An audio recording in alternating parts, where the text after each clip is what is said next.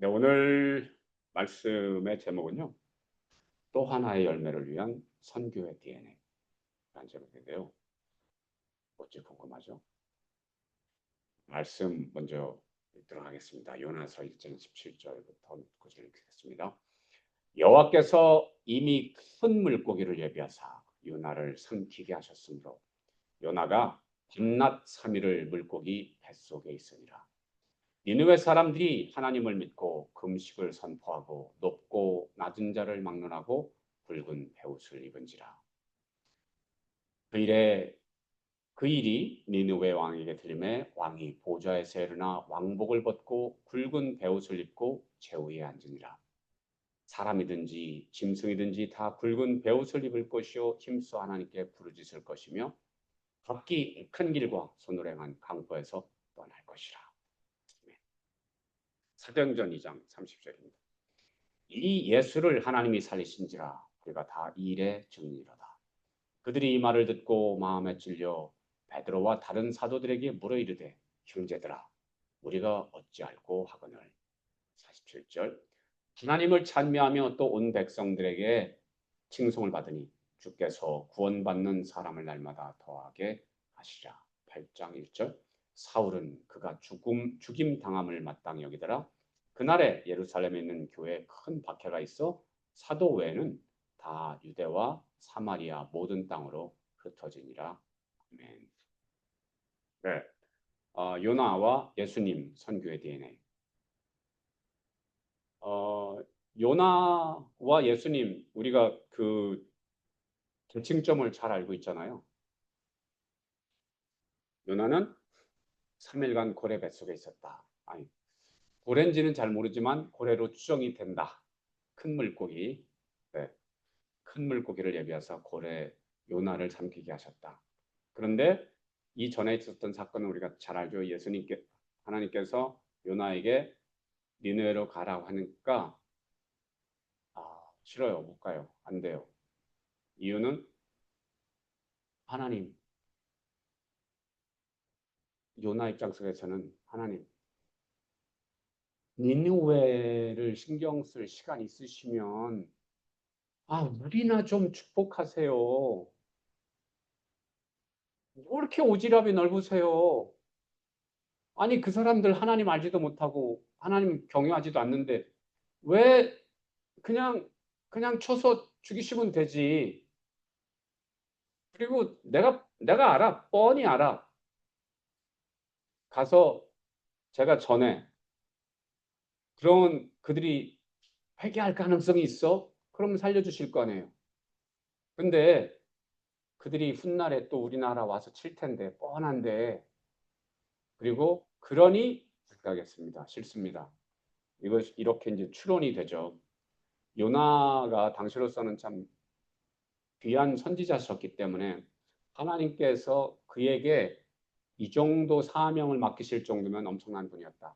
우리가 생각할 때는 요나는 말 안 듣는 뺀질쟁이 아주 말썽꾸러기 하나님의 종으로 느끼실 수 있지만 그러나 하나님께서 요나를 택하셔서 그렇게 보내실 정도면 요나는 엄청난 선지자였다 사실은.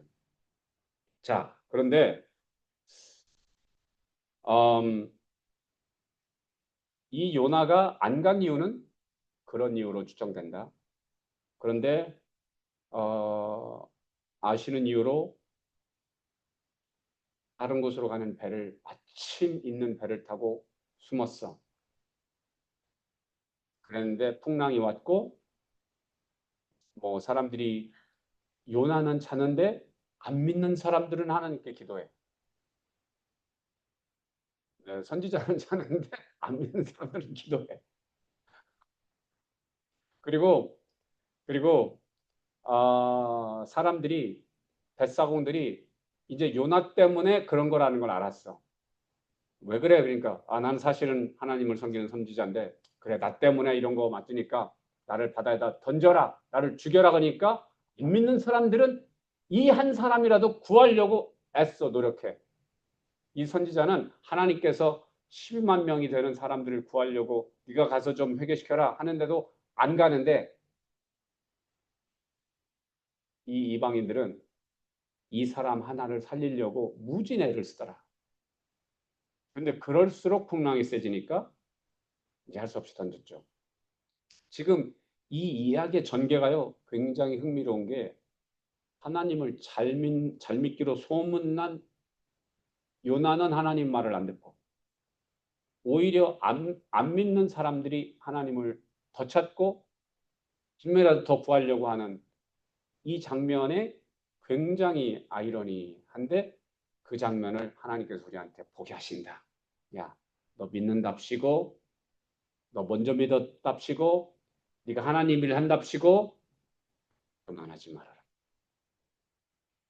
정말 어느 순간에 내 판단, 내 생각으로 하나님과 다른 생각을 하면서 하나님의 일을 망치는 게 얼마나 많은지 알아라. 그런데 근데 여기서도 우리가 보는 게 뭐냐면 하나님께서 비전을 주시고 요나를 보는데 요나가 안 해. 그러니까 어떻게 하나님께서 요나를 변화시키는. 그러니까 내가 하나님의 비전을 완성할 수 있는 존재가 전부 아니다. 근데 하나님의 비전이 나를 먼저 완성하신다. 펀더먼털리 나를 완성하신다. 그럼 펀더먼털리 어떻게 완성하시는지 우리는 요나서에서 본다. 1장 17절에 밤낮 3일을 고래 뱃속에 물고기 뱃속에 있었다고 그러잖아요. 여러분 그 이제 뭐 자기는 꼼짝없이 죽었다라고 생각할 즈음에 물고기가 삼켜서 물고기 뱃속에 3일간 있었어. 어떤 사람들은 이거는 가능하지 않아. 이거는 그냥 전설 따라 삼천리 같은 이야기야라고 하는데 아니 이거는 역사적인 사실이다. 어, 그 이유를 이따가 말씀드릴게요. 왜 이게 사실일 수밖에 없는지. 자, 근데 3일간 이 사람이 뭐 했는지가 중요하죠. 그 물고기 속에서 뭐 했을까요? 기도했다라는 거죠. 하나님, 잘못했습니다. 회개합니다. 제게 기회를 주시면 순종하겠습니다. 자, 그래서 이 3일간 이 물고기 뱃속에 있는 이 경험을 우리가 다 하지 않으면 안 된다라는 겁니다. 왜 그럴까요? 이 3일간 요나가 경험한 것은 뭐냐면 자기 자신과 자기의 본질을 깨닫게 되는 거예요. 그러니까 내가 그동안 이스라엘의 선지자고 그래서 나름 대접받았고 하나님께 사랑받았고 나름 뭐가 있었는데 하나님께서 나에게 주신 정체성 이제 네가 가서 이게요 요나의 위대성은 어디에 있냐면 하나님께서 구약 최초로 사실 선교사로 1호 선교사로 파송하신 거거든요. 어딘가 가서 외국에 가서 전해라라고 한 사람은 이 사람이 처음이었다라는 거예요. 그 명예를 가지고 가야 되는데 그 정체성, 그 비전을 받지 못했다. 자기 생각 때문에. 그런데 큰 물고기 속에 3일간 있으면서 다른 게 다 필요 없구나. 내가 요나라는 이름도 필요 없고 뭐 선지자, 제사장 필요 없는 거구나. 딱 하나 필요한 건 뭐 하나님께서 나에게 주신 비전을 내 목숨처럼 여기고 그것을 실현해 드리는 것 외에는 내가 살 길도 없고 살 이유도 없는 거구나라는 걸 알게 되는 거죠. 이것이 그래서 이 뱃속에 고래 뱃속에 이 3일이 가장 위대한 시간이었다. 요나에게. 그 전에도 토라, 모세오경을 읽고 묵상하고 하나님께 기도하는 시간도 다 소중했죠. 다 소중했죠. 그래서 하나님 잘 믿으려고 발버둥 친 것도 다 소중했죠. 그런데 이 고래 뱃속에 들어간 순간에 그런 것들이 다 필요 없는 것이 되어버렸고요. 오직 한 가지였어요. 하나님께서 준 비전을 내 생명보다 더 소중한 것으로 여기고 그것을 실현하기 위해서 주님께 다시 서원하고 일어서서 나를 헌신하는 것. 그게 아니었다면 어떻게 됐을까요? 그동안의 믿음이 이분을 살렸을까요? 아니요, 못 살려요. 나 그동안 하나님 믿었잖아요. 나 그동안 선지자였잖아요. 나 토라도 막 많이 외웠는데 그것이 요나를 살리지 못한다. 뭐가 살린다? 하나님께서 주신 비전을 실현하는 것, 그것에 목숨을 거는 것, 그것이 이를 살릴 수 있었다. 오늘날도 마찬가지입니다. 오늘날도 마찬가지예요. 우리가 예수 믿었고 교회에서 예배 잘 드리고 이것 소중해요. 굉장히 소중해요. 그런데 이제 그보다 더 소중한 것이 오는 때가 온다. 어떤 때? 우리가 갓난아이일 때는 예배만 드리는 것만 해도 소중한 거야. 그러나 성장하면 어떻게? 주님께 주신 비전의 일들을 알아차리고 실현해 드리는 것.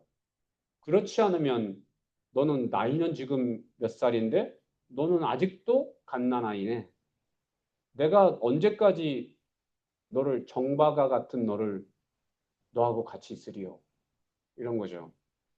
자, 그래서 이 요나의 인생에 가장 중요했던 3일을 우리는 잠시 묵상했어요. 오늘도 우리의 3일이 이런 3일이 될지라도 그렇지 않으면 그저 타성에 젖어서 습관적으로 믿고 습관적으로 예배드리고 습관적으로 주일 맞이했다가 월화수목금토 주님과 관계없는 일을 하고 그러다 어떻게 될까요? 요나는 물고기 뱃속이라도 들어갔죠. 노아는 방주라도 탔죠. 우리는 굉장히 부끄러운 구원을 받게 되겠죠. 자, 예수님께서도 마태복음 12장 40절에 요나가 밤낮 3일 동안 큰 물고기 뱃속에 있었던 것 같이 인자도 밤낮 3일을 땅속에 있을 것입니다. 그래서 신기하고 놀랍게 요나의 이 3일을 예수님께서 자신의 중요한 3일로 딱 지목하세요. 주목하세요. 이 3일이 뭐라고요? 본질을 만나는 시간. 본질을 만나는 시간. 그래서 예수님께서도 십자가를 지시고 무덤에 3일간 계시면서 어떻게 그 본질에 집중하시면서 예수님은 지옥에 가셔서 지옥에 있는 영들에게 복음을 전하시잖아요.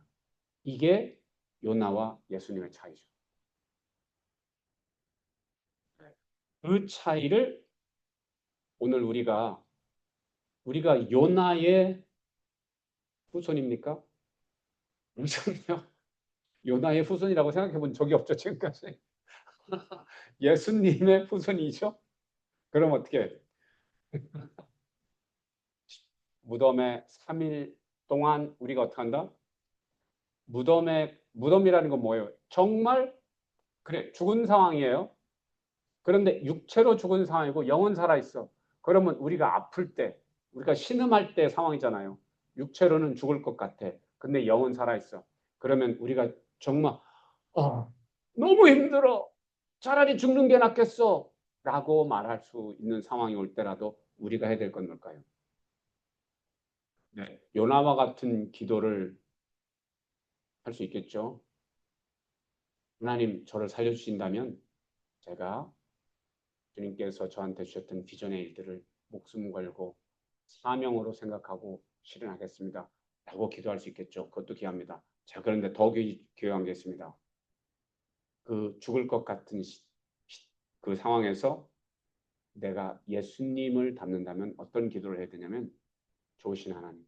그래도 제가 육신으로는 이렇게 힘들지만 저 영으로는 살아 있습니다. 영으로는 주님과 함께 있습니다. 그래서 이 죽을 것 같은 이 상황에서 기도합니다.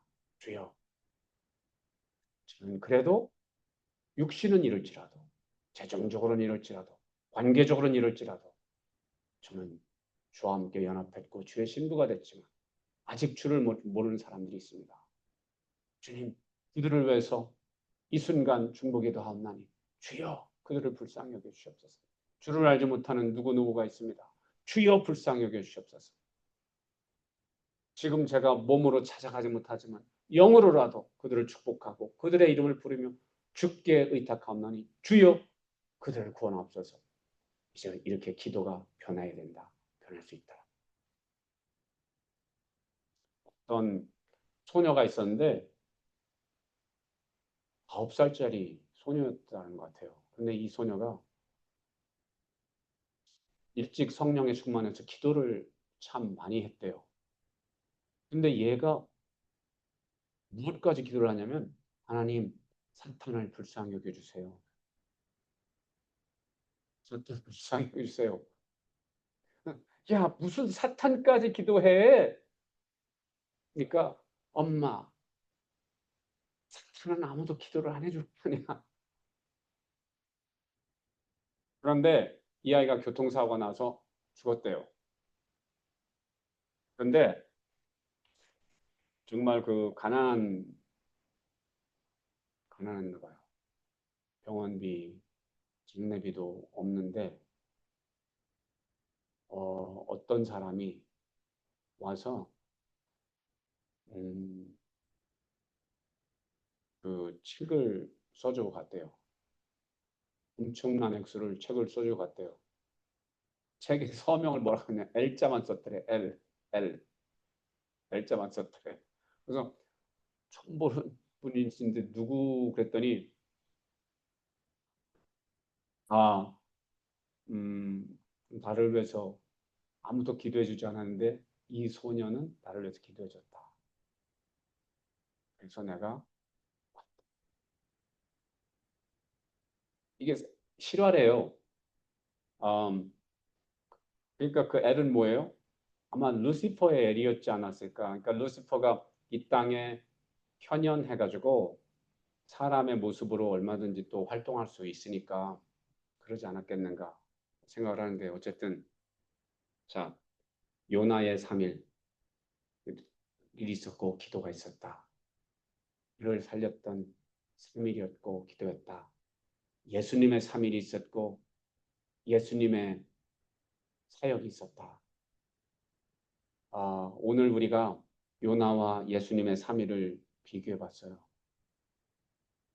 차원이 다랐다. 우리는 누구의 자손? 예수의 자손이라면 선지자 요나의 기도도 배우지만 이제 예수님의 기도를 배우자. 그 3일간을 절실하게 만나자.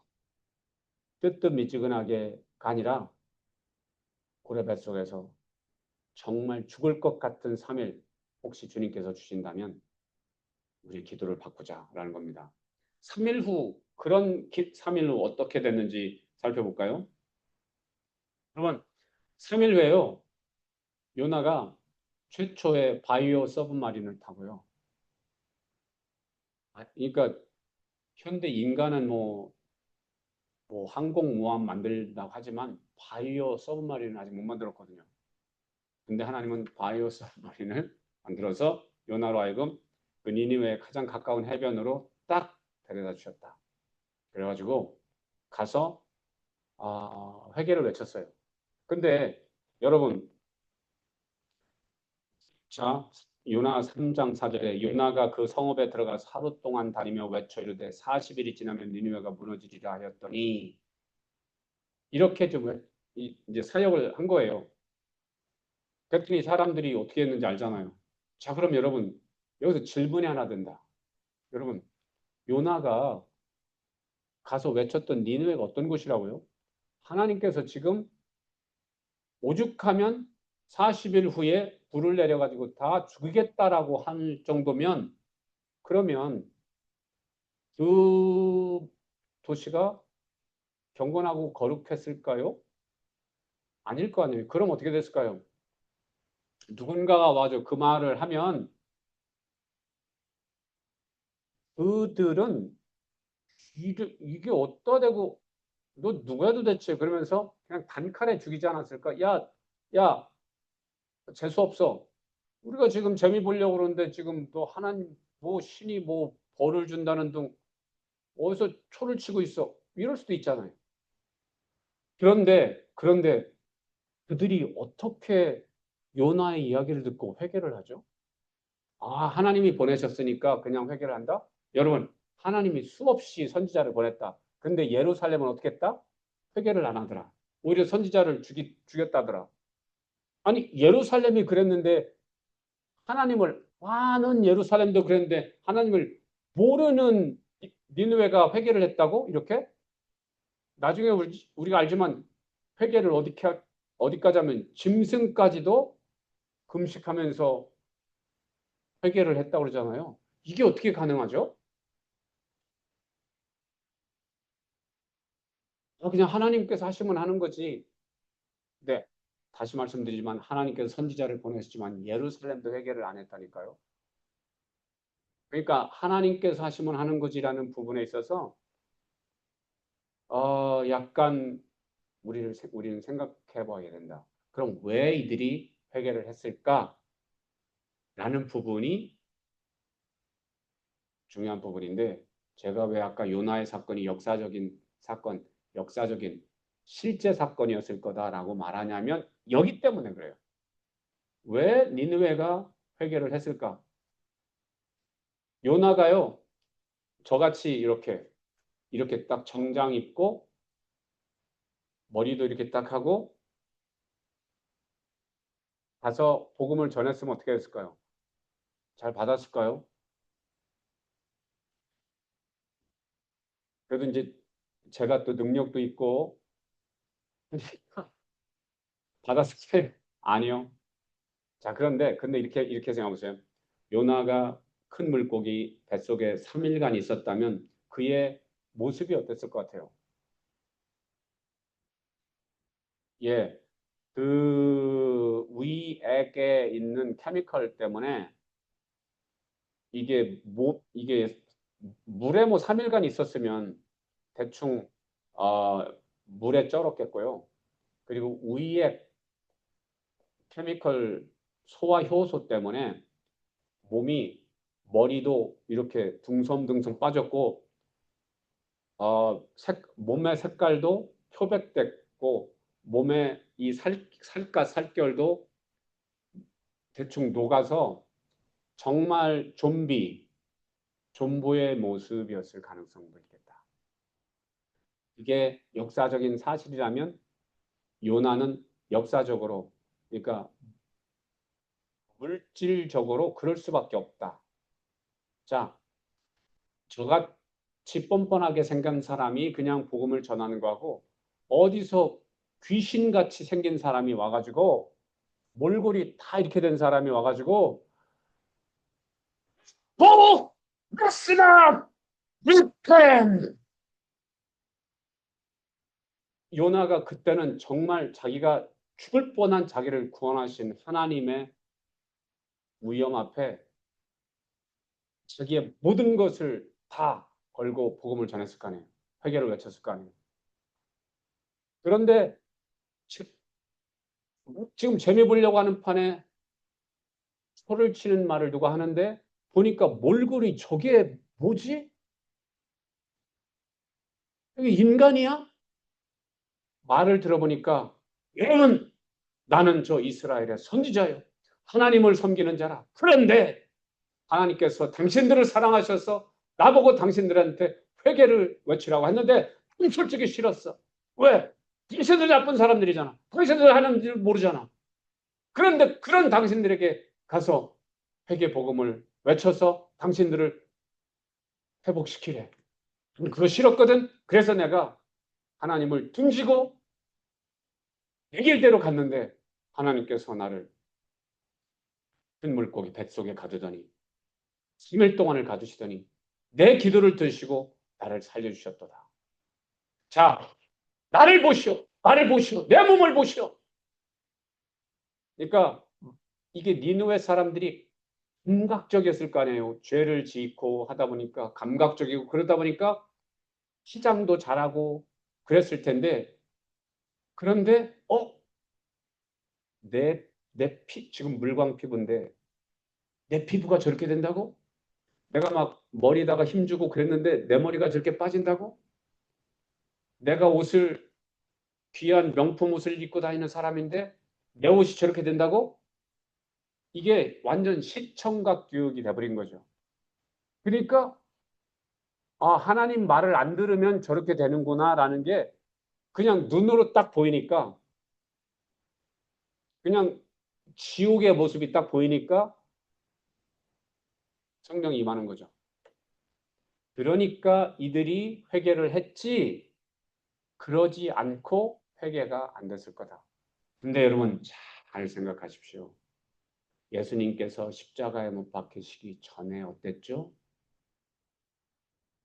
온몸이 채찍에 납덩어리를 달아서 채찍을 쳤기 때문에 온몸이 살이 파이고 에어졌었거든요. 핏덩어리였거든요. 몰골이 흉했다. 그러니까 요나의 표적 외에는 내가 보여줄 게 없다라고 말하는 것이 그래서 그렇다. 그래서 왜 요나가 외쳤을 때 회개했느냐? 이유가 있었다. 그런데 그것은 예수님의 예표가 되었다. 요나는 그래서 니느웨 가서 3일 길을 다니면서 이제 복음을 외쳤죠. 회개와 회복을 외쳤죠. 자, 그런데 예수님은 어떻게 하셨죠? 3일 무덤에서 계시고 영으로는 지옥에 가서 복음을 전하신 다음에 제자들에게 이게 이제 부활하신 다음에 어떻게 됐죠? 예수님께서는 예루살렘을 돌아다니시면서 회개를 외치지 않으세요. 왜 그랬을까요? 아니, 요나의 예표를 따르면 예루살렘에 가가지고 따라 그러면서 대제사장한테 딱 가. 누구 그러면 잠깐 예수 죽었는데? 그러니까 대제사장한테 가셔가지고 그래 난 나를 체포하고 넘겨주고 뺨을 때리라고 그랬지? 이리 와봐. 그럴 수도 있잖아요. 빌라도한테 가가지고 왜 그랬어? 꼭 그렇게 했어야만 했어? 할 수도 있잖아. 그런가? 길거리에 다니시면서 부활을 선포하실 수 있잖아요. 안 하시네? 왜 안 하셨을까요? 대신 제자한테 찾아가셨네? 여러분, 예수님은 알다가도 모를 뿐. 아니, 그 정도 능력 있으시면 요나처럼 예루살렘에 다니시면서 I am resurrected. I am the resurrection. 외치고 자랑할 만도 한데 안 하세요. 왜 그럴까요? 눈으로 보고 잠시 감동받는 것 가지고 안 된다. 10년 동안 차근차근 정말 힘든 것 속에서 회개하고 차곡차곡 성숙하는 것 그런 과정이 필요한 거죠. 그래서 그런 사람들에게 가신 거죠. 제자들에게 가신 거죠.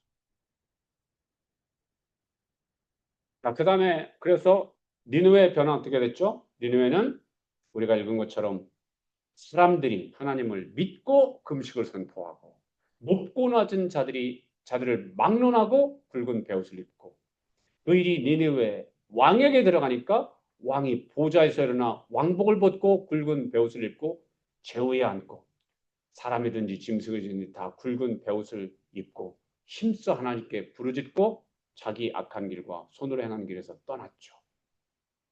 할렐루야. 이제 우리가 이 일을 해야 되는 거다. 그런데 제자들은 어땠는지 보죠. 요나는 그렇게 외쳐가지고 니느웨를 이렇게 변화시켰는데 예수님께서 딱 부활하신 다음에 제자들에게 나타났는데 어떻게 됐죠? 요한복음 21장 3절에 시몬 베드로가 부활하신 예수님을 만나고 며칠 지났어요. 예루살렘에서 마가의 다락방에서 부활하신 예수님 만나고 그리고서는 이제 갈릴리로 돌아갔어. 돌아가지고 한다는 짓이 뭐야? 에이, 나는 물고기 잡으러 간다. 그러니까 다른 제자들도 우리도 함께 가겠다. 근데 배에 올랐으나 그날 밤 아무것도 잡지 못했다. 자, 니느웨 사람들과 제자들의 이 변화를 좀 보세요. 니느웨 사람들은 그 말을 듣고 회개하고 막 그러니까 요나는 그 당시 사람들로 보면요 부활해서 나타난 사람이에요. 죽었다가 부활해서 나타난 사람이에요. 그 사람을 보고 안 믿는 니느웨는 이랬다. 그런데 부활하신 예수님을 보고 만진 사람들은 어떻다? 고기나 잡으러 가야겠다. 여러분들이 부활하신 예수님만 만났으면 여러분들이 이렇지 않을 거 아니에요. 그래서 He is risen. I saw him. I met him. I'm a witness. 해가면서 막 복음을 외쳤을 거 아니에요. 근데 누가 잡더라고. 그냥 고기나 잡으러 가요. 그런데 문제는 뭐야? 고기를 잡았나요? 아니요. 그 밤에 아무것도 잡지 못하더니 이게 왜 그럴까요? 제자라는 사도라는 정체성으로 부르셨는데 예수를 증거하며 하나님 나라를 증거하며 하나님 나라의 능력을 증거하라고 부르셨는데 그 일을 안 해. 그리고 그냥 고기나 잡으러 갈란다 하니까 어떻게 본질적인 일을 안 하니까 고기를 못 잡는 거죠. 너희들이 잡아야 할 고기는 기다에 있지 않다! 라는 것을 말씀해 주시는 거죠. 우리 각자의 비전 영역 속에 우리에게 예비하신 물고기가 있다라는 겁니다. 내 영역이 아닌 곳에서 한두 마리는 잡을 수 있을 거예요. 그러나 하나님께서 예비하신 물고기는 그곳에 없다. 그렇죠? 자, 그러면 니느웨가 그렇게 변화됐었는데 제자들은 그거밖에 안 됐었는데 어떻게 변했죠? 여러분 니느웨는요. 그 뒤로 100년 동안 번영했답니다. 그렇게 일시적으로라도 그렇게 회개를 하고 악한 곳에서 떠나고 물은 대손하고 그 왕부터 동물까지 그렇게 하니까 정말 이거는 전무후무한 것. 이런 회개는 전무후무하다. 왕부터 시작해서 짐승까지 금식하면서 회개했다. 이거는 성경에 단 한 번밖에 없는 전무후무한 거다. 그 축복이 100년간 가더라. 그런데 100년 후에 바벨론에게 멸망당하더라. 왜 그럴까요? 그곳에 지속적으로 하나님을 전할 선지자가 없었던 거죠. 여러분, 우리가 한 번 잠시 은혜 받고 회개하고 믿음 생활할 수 있어요. 근데 지속적으로 같이 불타오를 사람들이 없다면 우리는 니느웨처럼 한동안 은혜 받다가 꺼진 불꽃이 된다. 근데 여러분 보십시오. 그런데 사도행전 2장 47절에는 했던 제자들이 예수님께서 예루살렘에 가셔서 그 부활을 선포하고 능력을 선포하실 수 있었지만 예수님은 그렇지 않으시고 그 시간에 제자들에게 가시더라. 왜? 3년 동안 동고동락하면서 비전을 전수해 주시고 어떤 제자들을 끝내 사랑하시고 그들에게 목숨을 거셨다. 그래서 시간이 있으면 그들에게 자기 시간과 사랑과 에너지를 전수하시고 투자하셨다. 그러니까 어떻게 오순절에 성령을 받고 그들이 변화돼서 이제는 제2, 제3, 제4의 예수가 된 거죠. 그래서 대중 집회 중요해요. 그래서 많은 사람들을 상대하는 것 중요한데 예수님은 어디에다 목숨을 거시냐면 그것도 하셨지만 때가 되면 그것도 하셨지만 더 많은 시간에 예수님께서 하려 했던 것은 소수의 제자들을 비전을 찾아주시고 그 비전을 실현할 수 있도록 함께 힘을 주시면서 지혜와 능력을 전수해 주셨던 거다. 여러분, 그러니까 어떻게 그들이 변화돼서 그들이 예루살렘 교회를 섬기는데 예루살렘 교회가 어떻게 됐죠? 베드로 사도가 설교하니까 3천 명이 7천 명이 회개를 한 역사가 일어나더라. 자, 그런데 그런 다음에 어떻게 됐죠? 8장 1절에 사울은 그가 죽임당함을 마땅히 여기더라. 그날에 예루살렘에 있는 교회에 큰 박해가 있어 사도 외에는 다 유대와 사마리아 모든 땅으로 흩어지니라. 이거를 눈여겨 보셔야 된다. 여러분, 예루살렘 교회가 베드로 사도의 뭐 문자도 살리고 또 안진뱅이도 일으키고 하는 사역을 통해서 이사와 기적을 통해서 부흥의 일로였어요. 자, 그런데 어떻게 됐죠? 핍박이 와서 흩어지더라. 여러분, 왜 핍박이 왔는지를 알아야 돼요. 왜? 사람들이 생각할 때는 유다의 그 헬레파, 모세파 사람들의 박해였잖아. 그리고 로마의 박해였잖아 라고 생각할 수 있어요. 네, 그런 부분 당연히 있죠. 역사 속에서. 그런데 그것에 숨은 하나님의 뜻을 알아요. 하나님께서 교회로 부르시는 것은 파송을 위한 것이에요. 너의 비전 영역에 가서 비전을 증거하고 나를 증거하고 나의 나라를 만들어거라 라는 것을 위한 것인데 그냥 모이기만 힘써. 근데 모이기만 힘쓰는데 거기에 사람들의 이제 육체적인 기쁨이 있어. 뭘까요?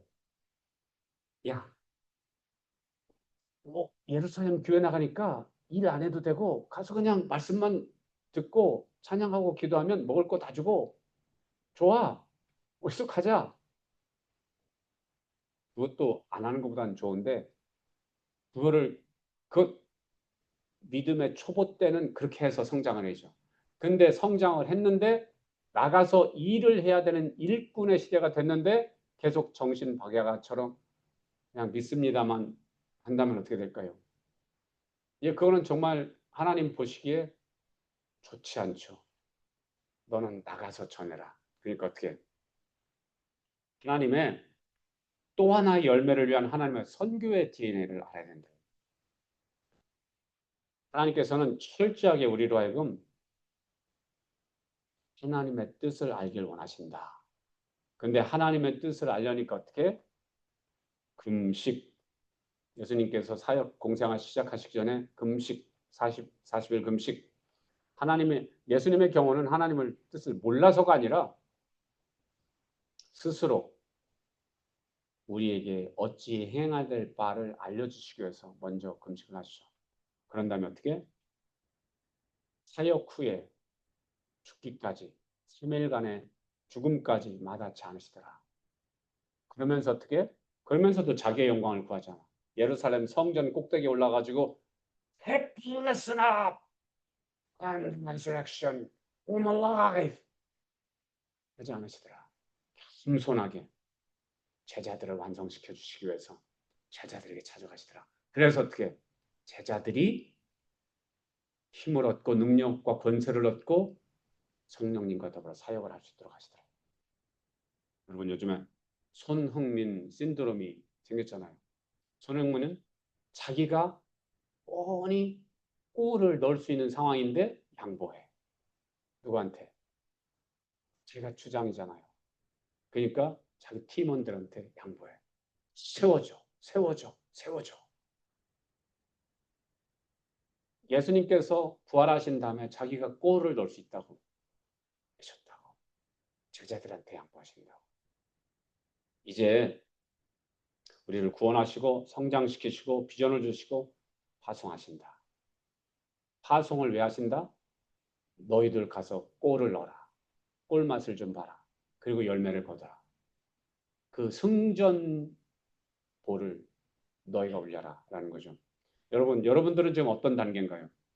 구원 받으셨고, 성장 받으셨고, 비전 찾으셨고, 파송하시려는데 어느 단계까지 아멘이신가요?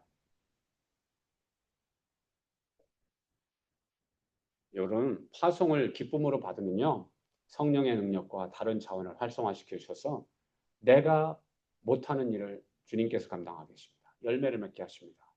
영광이 충만하게 하십니다. 그런데 아유 나는 뭐 그냥 여기가 좋사오니 그냥 아우 여기 시원하고 뭐 지금 다른 곳 가면 더워요. 아니 그냥 나는 뭐 어린아이라도 좋으니까 그냥 교회에서 그냥 예배만 드릴래. 자 이러면 어떻다? 영적 정박아가 된다. 그냥 그래 너는 그냥 계속 울면 밥 주고 그런 어린아이. 근데 우리가 장성하면 이제 파송을 받는다. 그래서 저는 일본으로 우선 갈게요. 그래서 여러분들의 길을 예비할게요. 여러분들은 우선 힐링 교회를 가셔가지고 거기가 원래 그라나다 힐 교회였는데 힐을 넘었다. 그래가지고 힐링 교회가 됐다. 그래서 그냥 힐 교회면 얼마나 힘들어. 네, 언덕 그 올라가면 힘들잖아. 근데 심사하게도 힐링 교회가 됐네. 그래서 여러분을 맞이하실 준비가 완벽하게 다 갖춰져 있다. 가셔서 그냥 예배만 드리지 마시고 우리에게 먼저 주님께서 주신 비전의 일들, 인생을 완성하게 하는 일들, 이것들을 여러분들이 가서 도우셔라. 아멘. 좋으신 하나님, 저희를 이렇게 부르시고 믿음 주시고 성숙시키시고 비전 주시고 이렇게 파송하시는 하나님을 찬양합니다. 그동안 저희들 평신도로 그저 예배만 드려도 대단한 것인 줄 알았는데 대단한 줄 알았는데 아멘. 그것은 귀하고 여전히 귀하고 앞으로 더 귀하지만 이제는 저희를 일꾼 삼으셔서 갓난아이가 아니라 중장년이 되어서 이제는 주께서 원하시는 일들을 해드리는 사명자, 사역자의 길을 갈 수 있도록 사도와 파송받은 자가 다 설 수 있도록 축복해 주시니 감사합니다. 이제 저 때문에 누군가가 살아나겠습니다. 제가 죽을 만큼 아프고 힘들더라도 그 순간일지라도 주님 저 좀 살려주세요가 아니라 주님 저는 됩니다. 비전도 받았고 열매도 거뒀고 저는 혹시라도 이 땅에 미련이 없지만 이제 구원받지 않은 누구는 주여 제가 더 중보기도 하고 더 섬기면서 그들을 구원하고 비전 찾아주고 비전 실현할 수 있도록 저한테 기회를 주신다면 감사하겠습니다. 기도의 차원이 다른 우리가 되게 하여 주시옵소서. 그래서 우리들의 사랑하는 자녀 한 명 한 명의 믿음과 비전 그리고 그들의 삶이 건강하고 우뚝 설 수 있도록 그래서 그들이 이 시대를 주도해 나갈 수 있는 비전너리들을 될 수 있도록 하시고 우리에게 맡겨주신 모든 영혼들을 그리할 수 있는 저희들 모두 되게 하여 주시옵소서. 할렐루야. 큰 감사 영광을 돌리고 축복하며 예수님의 이름으로 기도합니다. 아멘.